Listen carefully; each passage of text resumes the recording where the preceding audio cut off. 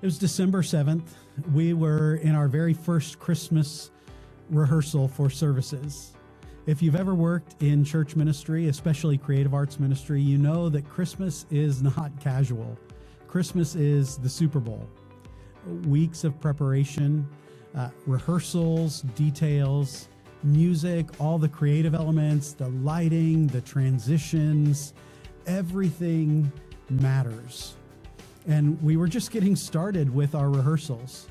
A few weeks out, and right in the middle of rehearsal, my phone buzzed. It was my wife sending me a text, and the text went something like this. Bad news, I think we have a bad leak in our house. Water is coming from the baseboards, and the wood floor is coming up. That's not a casual text. So I stop, I walk out of rehearsal. Apparently, our daughter had been playing volleyball in the living room, which already feels risky, and she bounced the ball, and water started splashing up from underneath the hardwood floor. If you don't know, that's not how hardwood floors are supposed to work. And we found we had a leak in the wall, a leak that had flooded the entire living room. Water under the floors, water behind the drywall. We had to pull up all of the wood floors, cut the drywall up a couple feet around the entire room, dry everything out, and replace it all of it. 2 weeks before the biggest services of the year, that was overwhelm. Not inconvenience, not mild stress, overwhelm. And because it wasn't just the house, it was the house on top of Christmas. Pressure stacked upon pressure, financial obligations on top of needing to buy Christmas gifts, responsibility layered upon responsibility. And I remember thinking, I don't have the margin for this. If you've ever felt like that, this episode's for you.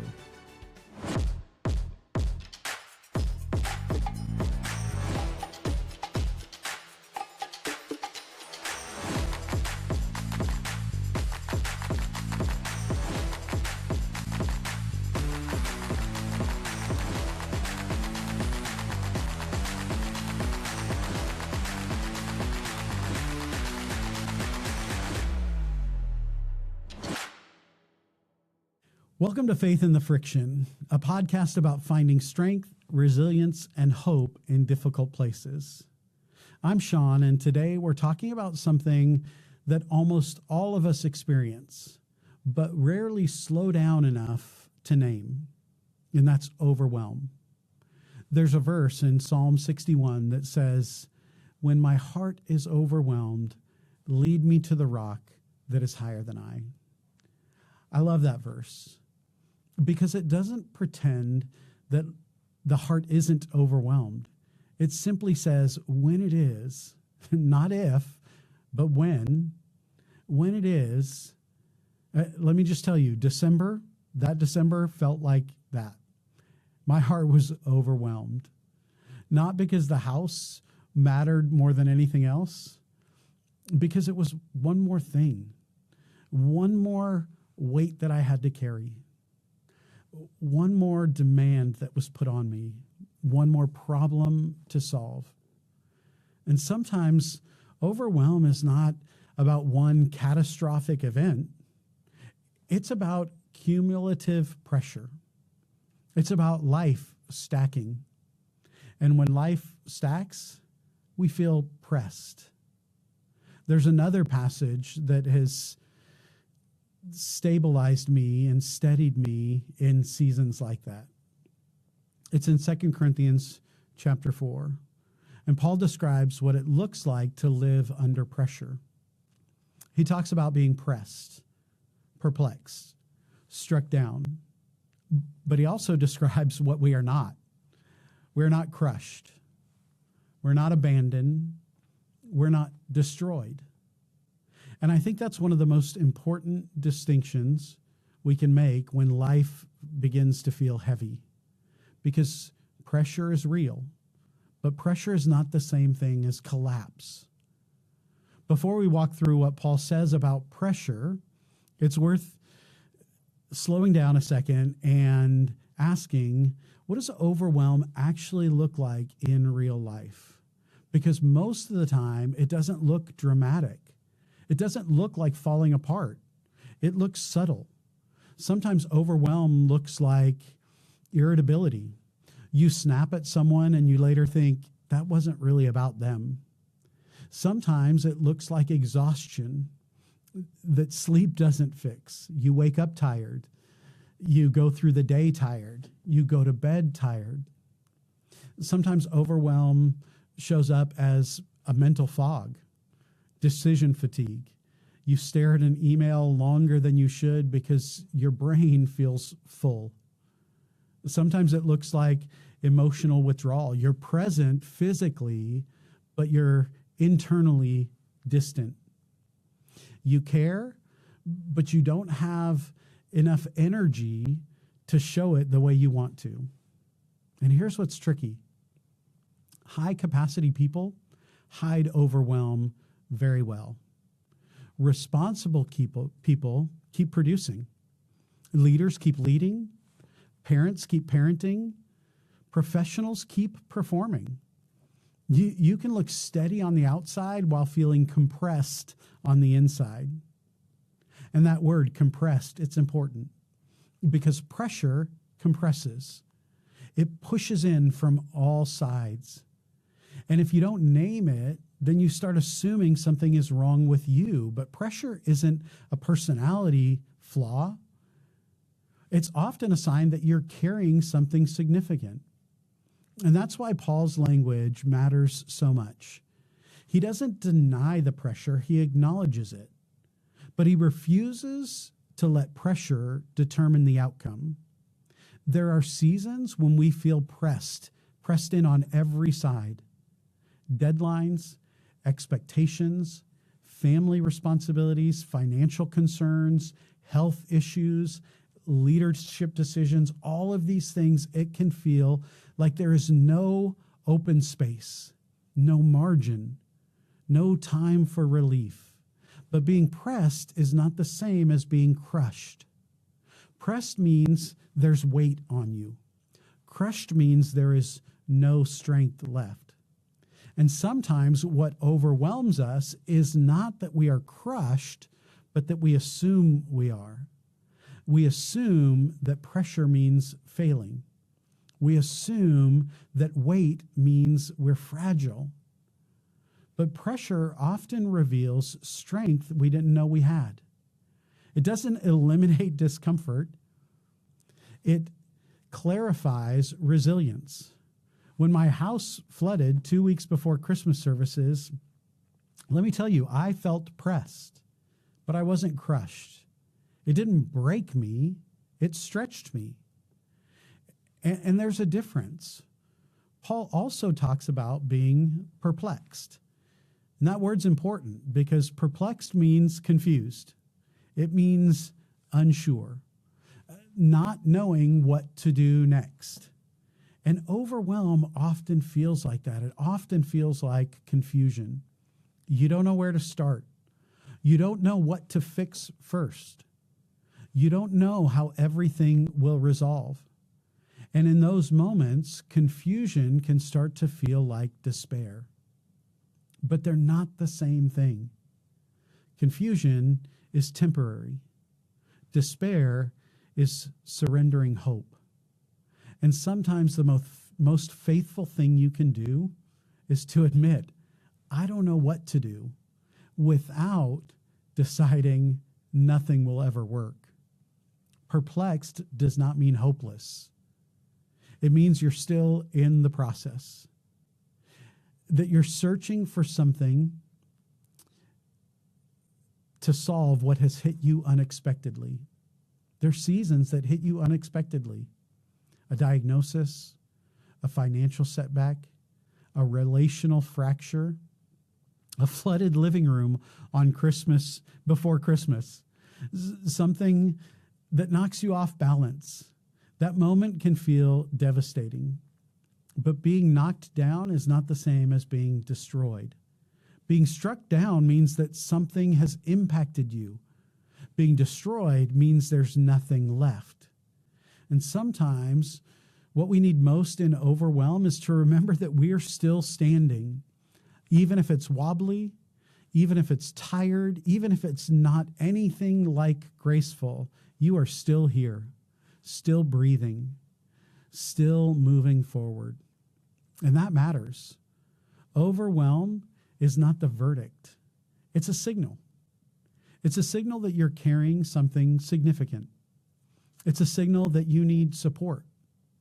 It's a signal that you need perspective. It's a signal that you're human, but it's not a declaration that you are done. So how do we stay steady when life feels heavy? Paul gives us something remarkably practical in Philippians chapter 4. He talks about anxiety. He writes about peace. He writes about what we choose to think about. And he ends it by saying, put all of this into practice. Put what you have learned into practice. There's movement here: prayer, perspective, and practice. So let me give you 3 stabilizing practices grounded in that passage from Philippians 4. The first is to slow your inner pace. In Philippians 4, Paul tells us not to be anxious, but instead bring everything to God in prayer. That word anxious carries the idea of being pulled in different directions internally. That's overwhelmed. That's your mind racing, your thoughts being scattered, your emotions being heightened. And Paul's solution is not try harder. It's to pause, to pray, to present it to God. You may not be able to slow down your circumstances, but you can slow down your pace. Sometimes staying steady begins with something very simple, like a slow breath, a whispered prayer, naming what feels heavy, and handing it over to God instead of rehearsing it over and over again in your head. Sometimes the most spiritual thing you can do is take a moment, pause before responding, sit in silence for 60 seconds. You don't have to move as fast as your stress does. Peace doesn't come from speed, it comes from surrender. So take the time to slow your inner pace. The second is let peace guard you. Paul says that when we bring our concerns to God, the peace of God guards our hearts and minds. That word peace is a military term. It means to stand watch, to protect, to hold the line. And when life feels heavy, what usually collapses first is not our circumstances, it's our perspective. We start telling ourselves stories like, this is too much. I can't handle this. This will never change. But peace stands guard over those narratives. Peace doesn't deny reality. It protects your heart from being overtaken from it. And sometimes that guarding peace comes through a trusted friend, a counselor, a spouse who steadies you. Maybe it comes through a quiet moment with God. Pressure becomes crushing when we isolate. But we were never meant to carry everything alone. Tell someone what feels heavy. Ask for prayer. Let someone know that you're tired. God often leads us to the rock that is higher than us through people. Support is not weakness, it's wisdom. The third step is to focus on what's true and take the next step. Paul then shifts and says, think about what is true, what is honorable, what is right, what is pure. And then he says something that's really important. He says, put it into practice. Overwhelm lives in the imagination, but faithfulness lives in action. When my living room flooded right before Christmas, my mind went everywhere. What about Christmas? What about insurance? What about all the time? There's a puddle where the Christmas tree is supposed to go. But steadiness came when I focused on what was true. The house can be repaired. I can fix all of these things. We just need to take the next step. Not the whole solution, just the next faithful step.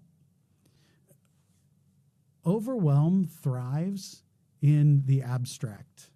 Peace grows in the concrete. Fix the wall.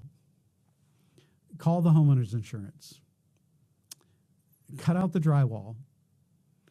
Get things dried out. Take the next step.